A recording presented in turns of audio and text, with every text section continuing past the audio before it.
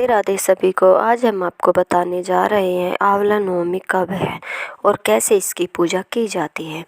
तो सुनिए, आंवला नवमी 10 नवंबर को है और इसकी पूजा इस प्रकार की जाती है और कब की जाती है।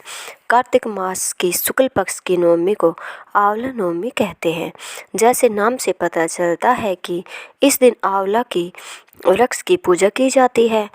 चलो इसके विधान के बारे में जानते हैं। प्रातः स्नान करके शुद्ध आत्मा से आंवले के वृक्ष के नीचे पूर्व दिशा में बैठकर पूजन करना चाहिए।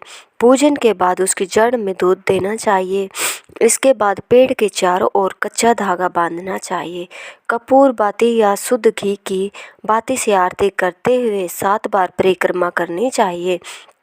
इसके बाद पेड़ के नीचे ब्राह्मण को भोजन कराकर दान दक्षिणा देनी चाहिए।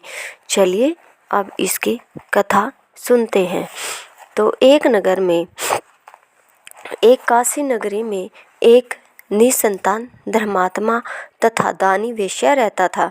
एक दिन वेश्या की पत्नी से एक पड़ोसन वाली बोली, यदि तुम किसी पराये लड़के की बलि भैरव के नाम से चढ़ा दो तो तुम्हें पुत्र प्राप्त हो सकता है।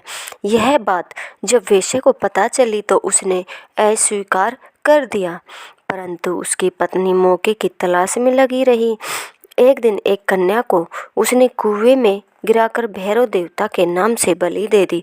इस हत्या का परिणाम विपरीत हुआ। लाभ की जगह उसके बदन में कोढ़ हो गया। लड़की की प्रेतात्मा उसे सताने लगी।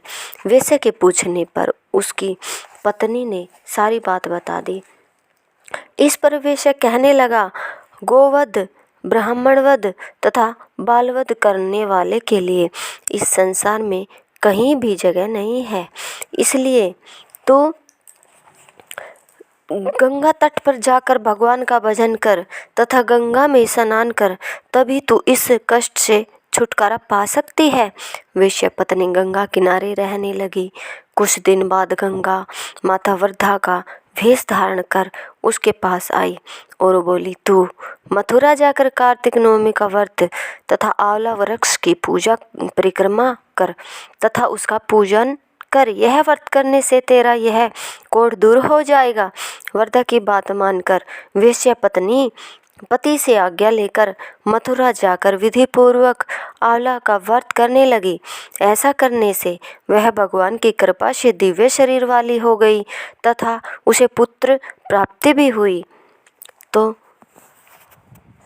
धन्यवाद दोस्तों। अगर कहानी पसंद आई हो तो लाइक शेयर सब्सक्राइब जरूर करना।